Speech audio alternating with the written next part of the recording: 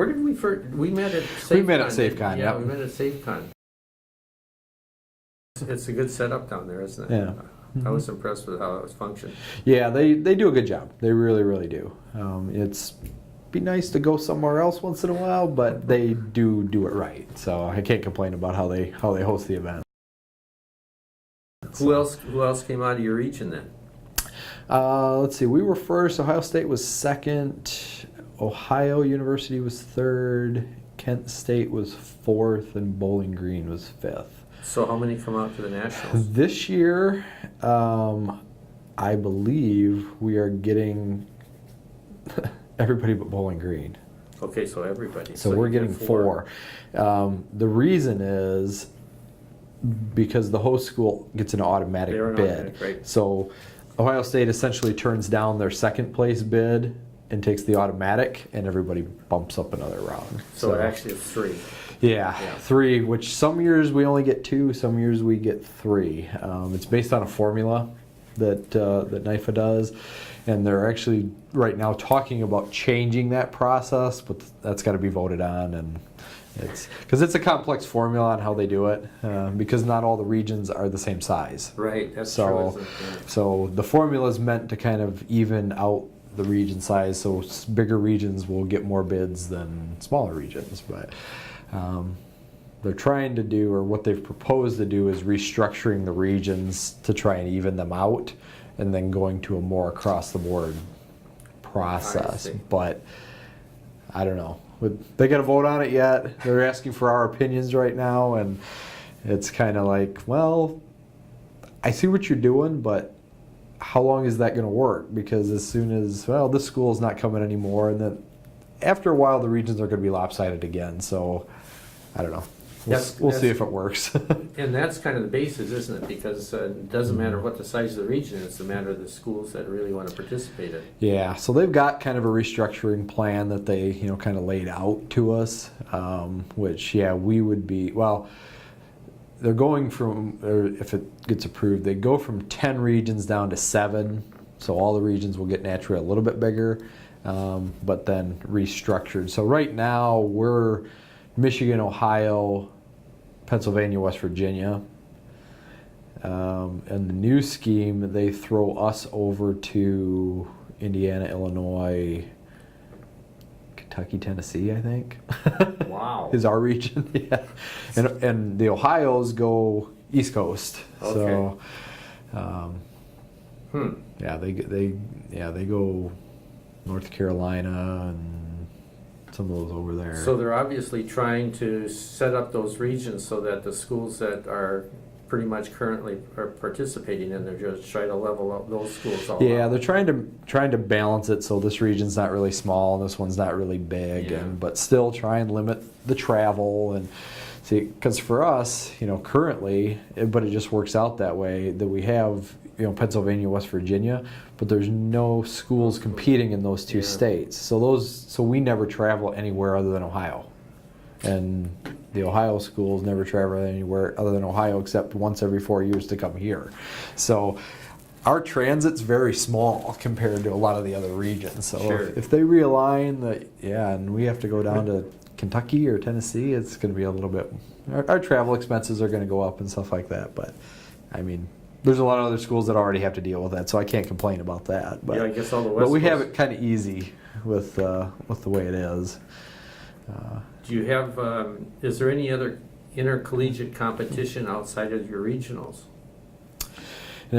Each region will hold a regional, and that qualifies the people for the national event. So there are some schools that out there that sometimes will kind of throw a scrimmage kind of thing together and do that. And we've had Air Force Academy, it was a number of years ago now, but Air Force Academy came to our regional one year just to scrimmage. So they weren't, we let them compete, we scored them, we did everything, but they didn't count towards the event. But so there's some schools out there that do that too. They have to ask to come, but typically we're not going to say no. So sure. It's the more participation, the better. So.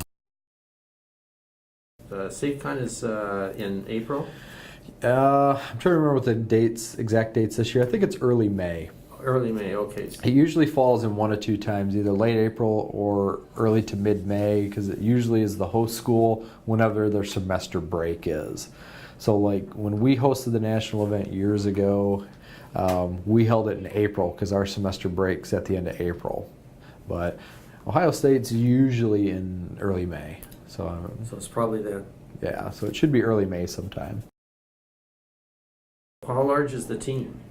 We had 15 total at 15 regionals. for regionals. Yeah, so 13 competitors and 2 coaches, myself and Marty Coker's my other coach. Marty, yeah, I remember. So yeah, we fluctuate anywhere from competitors wise, 12 to 15 is typical. Is that? For what we take. You know, you'll find teams much smaller and you'll find teams much larger. So every Riddle Prescott usually has 20 plus kids there. So plus coaches. So but you know, that's their general mix. I'd say we're more along the average size. The 150 is kind of the premier aircraft for spot landing. That's why when you go to the competitions, you'll see most of the schools that are really good at it are flying 150, 152 products. And the 150's even got a little advantage over the 152 because it's got 40 flap versus 30. So gives you a little bit more flexibility with what's going on. But yeah, a lot of schools have went back out and bought them again. Like UND has 3 150s. Probably 5 years ago, they didn't have any. So, none at all. No, not since years ago when they actually flew them in the flight school. But the 150 hasn't been made since 1976. So that's the newest ones you can buy. So you got to go out and buy used airplanes if you want to have them. Yeah. Yeah. And there's been a few that have done that over the years. Embry-Riddle's been experimenting the last few years with, they were running Skycatchers for a little bit, and they were, now they're using Mauls. At least the Daytona campus is using Mauls. So they've been experimenting, but before that they had 150s. So I don't know what happened to those, but that's what they had. But they're just using them all for the spot landing? Yeah. Just for that? Mm-hmm. Well, that's real specialized then. Yeah. Where did you grow up in the United States? Where's your home? I'm from Michigan originally, so I haven't really ever left. But I grew up over on the east side of the state, up in the thumb area of Michigan. If you're familiar with the shape of Michigan as a mitten, so a little town called Deckerville. Deckerville. Yep. Not the Upper Peninsula, though. No, just over on the east side, north of Detroit, up in that thumb area. Deckerville is only 7 miles off of Lake Huron, off the shore of Lake Huron. So, but a lot of little small towns up there, a lot of farmland, kind of stuff. So that's where I grew up, and all through high school. And when did you first get your first airplane ride, or when did you start thinking about aviation? My father was really the one that kind of got me interested in aviation. It was always kind of an interest for him, although he never really got to act on it till later in life. He became a private pilot, but I actually got my private pilot before he did. We were working on it together for a while, but him being full-time breadwinner, and I was doing that during high school, I had more free time than he did, so I beat him to it. But he did get his private pilot certificate, but something he was always interested in throughout his whole life in aviation. He was in the Navy and was on a helicopter carrier in the Navy, so he'd been around aviation and stuff, but never got to interact with it kind of firsthand. So he was interested in it. We used to go to air shows and stuff like that, and we actually had a friend of the family that was from that town in Deckerville, who was in kind of the Warbird circuit with, he owned a B-25. So he actually owned 2 of them at one time. 2? Yeah. And if you're familiar with the B-25 that the Yankee Air Force has, the Yankee lady, that was his. And that's where, so that used to be his airplane, and he actually built the grass strip airport in my hometown of Deckerville. Really? So he built it. He used to fly the B-25 in and out of there. Had a mile-long grass strip. Went mile road to mile road basically. And I did a lot of flying out of there when I was younger. Very nice. It's changed hands now, and it's not near as nice as it was when he had it, but it's still there. I think it's called Indian Creek Ranch now is the name of it. But he used to fly the B-25 in and out of there. He hangared it in Detroit City Airport, but would fly back and forth on occasion. And that, oddly enough, is my first airplane ride was in his B-25. Okay, so yeah, that was your first airplane? That was my How first old were you airplane then? ride. I believe I was 11 or 12. Okay, that's what I want to get at. First airplane ride was in a B-25. Yeah, so oh my gosh, gotta tell this story. So that's kind of a way to hook you into this business, I guess. But he used to do a lot of air shows and stuff there, and we would usually driving to air shows, mostly the Michigan ones, and we'd hang out with him for the weekend and we'd help him kind of ground crew the airplane. Of course, me at 11 or 12 wasn't as much help as what my father was, and pulling props through and all that kind of fun stuff that you got to do with the old radial engines. But I became pretty knowledgeable about the airplane, so I could stand there and talk to people coming up and explain the airplane to them. So at 11 years old. Yeah, so it was a lot of fun, and it just happened. It was after actually the Willow Run Air Show.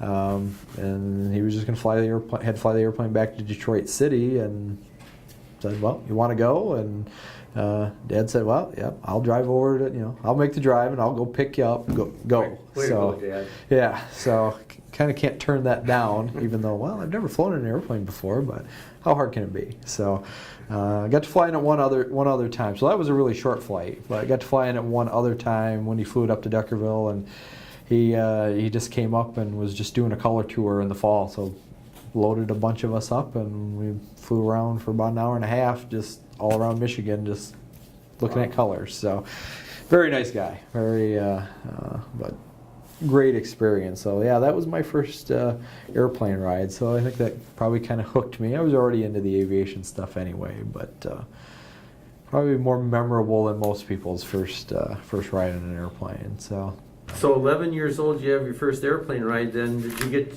you got your private before your dad? But what age did you get your private? I got private certificate at 18. 18. So kind of after that, I got involved in Civil Air Patrol. So I actually did my training up through first solo, actually through the Civil Air Patrol program, through their flight encampment. So that's where I soloed. But it just so happened my flight instructor is who got me into Civil Air Patrol, and he was the commander for our unit for a lot of years. So and he was my instructor at the encampment, so it was pretty seamless. Afterwards, I just was flying in his airplane versus the CAP airplane to finish up the rest of my private training. So, and then ultimately, that's my dad actually purchased a 172, and that's what we both finished our training in. So, and actually, my freshman year, I was actually down at Purdue. That is where I went to college for my freshman. Purdue? How come Purdue?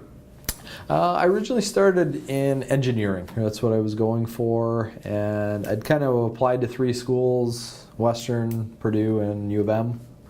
And I had a cousin that was going to Purdue doing exactly what I thought I wanted to do, which is aerospace engineering, and just loved it, had nothing but great things to say, and went down and visited, and that's where I went. And great school, nothing bad to say about the school. It just, engineering was not for me. So after the freshman year, I kind of reevaluated and said, nah, I guess I want to fly them and not design them. So looked into transferring into Purdue's program, but ultimately just decided it didn't make a lot of sense for me to pay the outstate tuition and all that kind of stuff. And there's a good program back in Michigan, so came back and transferred into Western and kind of been here ever since. After graduation, there was I did technically leave, and I was working for the FBO over in Kalamazoo, which is Cal Aero at the time, which was bought out by Duncan eventually, but it was Cal Aero when I worked there.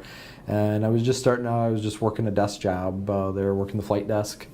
So scheduling the flight school airplanes, working with the charter stuff, but not a flying job. That's actually where I did my CFI training, so I didn't do that through the university.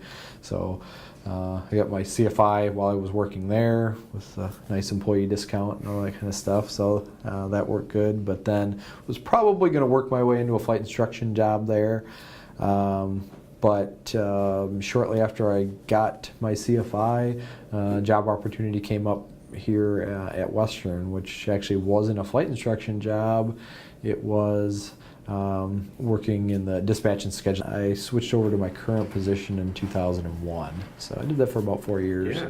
3.5 years, and then the full-time flight instructor positions, because I'm a salaried flight instructor here, which I kept having people ask me for a long time. I was like, well, so when are you going to get a real job? When are you going to go to the airlines? I'm not. I like what I'm doing. This is where I'm at. So they don't ask anymore. Finally, they stopped asking after a while. So I think they figured out I'm not going anywhere.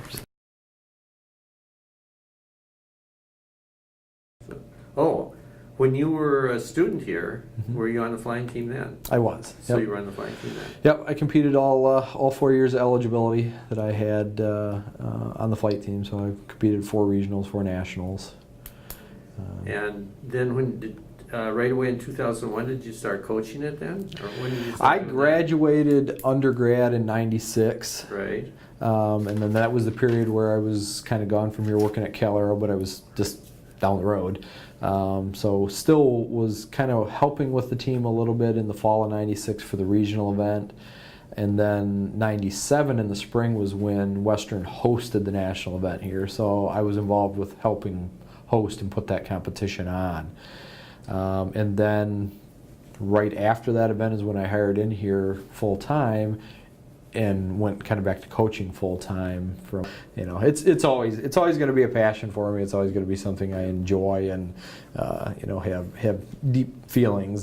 Some of the best times that I had in college were competing on the team, and the friends I made there are my friends for life. So very, very memorable things. So very.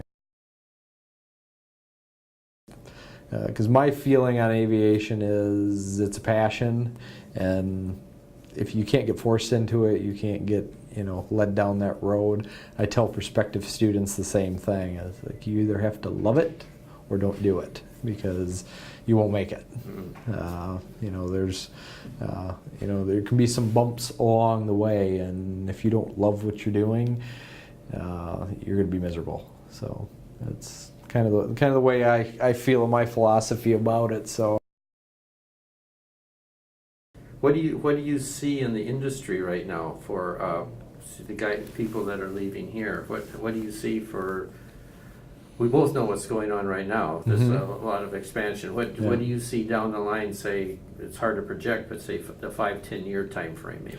Yeah, and it is hard to project because there's a lot of speculation going on, and my kind of personal spin on it, and just my opinion based on how long I've been in the industry to this point, is I think with kind of the pilot shortage that's occurring and upcoming, that I think the industry is going to have to change or evolve somehow. And I'm not quite positive how that's going to be.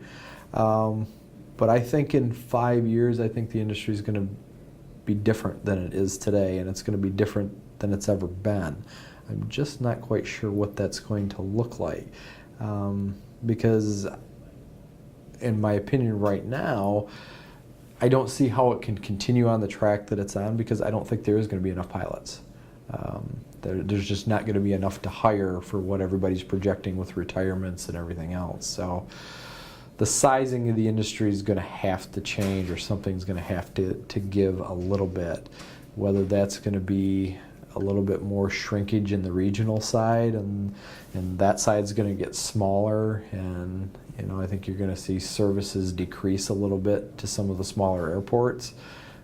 That's just one theory, but I think they're going to have a hard time filling everything. And in the changes that have went through the industry since 9/11, that to me a lot of the other kind of fat that used to be in the industry isn't there anymore. You know, the flights are fuller. So something's got to give in that regime. You know, pre 9/11, yeah, it wasn't that odd to get, you know, flights that had a lot of empty seats on them. Most of the flights that went down that day were not very full. Anymore, at least when I've been traveling, I haven't been on an empty airplane in a while. So there's obviously fewer flights. They're packing the flights more. So if we're getting to the point now where they don't have enough pilots, they're just going to have to start dropping flights, which means they're going to have to drop routes. Like I said, that's kind of my take on what I'm guessing is going to happen. But I think on the positive side too, as far as a profession and industry side, it's probably going to be a good thing for the profession, and probably pay will go up, and because it's just a demand kind of thing. So, you know, I think the outlook for the career field is very good, but I think the career is going to look a little different in the next 5 to 10 years. Yeah, but you do think that the production of pilots are going to be insufficient during that time frame we're talking about? I do. I believe so. I know there's a lot of debate on that too. I know there's been a lot of skepticism from people who've been in the industry for a long time, because they said, we've heard this before, that there's going to be a pilot shortage, going to be a pilot shortage. So I get that. I understand it, and even though I've never went that route of being in the commercial field, I have a lot of friends that are, and I have, you know, a lot of students, former students, stuff like that. So I understand the industry, and I see, you know, what happens. I watch them get hired or not get hired, and you know, how their careers kind of progress. So, you know, I think I have a decent understanding of, you know, what goes on, you know, in the industry today. And yeah, I don't see them being able to come up with enough pilots to fill the seats for the airplanes. There's a lot of fighting going on right now as to why that's happening, but with talking about entry-level pay and those types of issues, but I still say that's not going to fix anything. I expect pay is going to go up over the next few years, just because of the lack of the demand, as airlines kind of fight one another to get the pilots that are available, but I don't see there being enough. And being in the collegiate aviation side of the world and talking to colleagues and places, that they're all pretty much saying the same thing too, that, man, if all of us produced as many students as we could, it's still showing a shortfall for what's upcoming, especially if you look at it globally. So, which there's not many more industries that are more global than ours. So, you know, because the need for foreign pilots is even greater than what we have. So, and I think you're going to see a lot more of that too, of the foreign airlines and carriers and stuff recruiting, you know, more pilots from the U.S. even, as they have the same problem. They can't get enough either. So, I think the competition is going to get stiff. Which, like I said, from an employment standpoint, that's great for somebody going into the career field. But, you know, and I guess it's good for us on the educational side, too. That means we should have people coming in. But, you know, that's what a lot of people are saying is the biggest barrier to entry right now, is the cost of education versus the pay that you're going to get, you know, when you get out. Yeah, no, it's crazy, really, when you look at it. That, you know, and I'm probably one of those that I think we are at Western in general, but, you know, we're very honest up front with, you know, we're not trying to sugarcoat it, because to me it goes back to the whole thing. You got to like what you're doing. You got to love this, or you're not going to really succeed. And, you know, I don't really like the concept of, well, you got to pay your dues to get through. I don't necessarily think that's the right model, but it's been that way for a long time. But I think that model's going to change, because I think they're going to have to change, or they're going to go belly up and not be able to get enough pilots. So that's why I think you're going to see some shrinkage in the regional side, because they're not going to be able to find enough pilots to go that way. You know, and then now it's been compounded with the new ATP rules, required rest rules, and, you know, a whole host of things. So it was already a not great situation demand wise, and now with all that stuff, it's just accelerating the process. So Right. Thanks a lot for coming in, Ryan, and hope to see you again sometime. And good luck at SafeCon. I'll see you down there. great, thank you very much. My pleasure. You're welcome.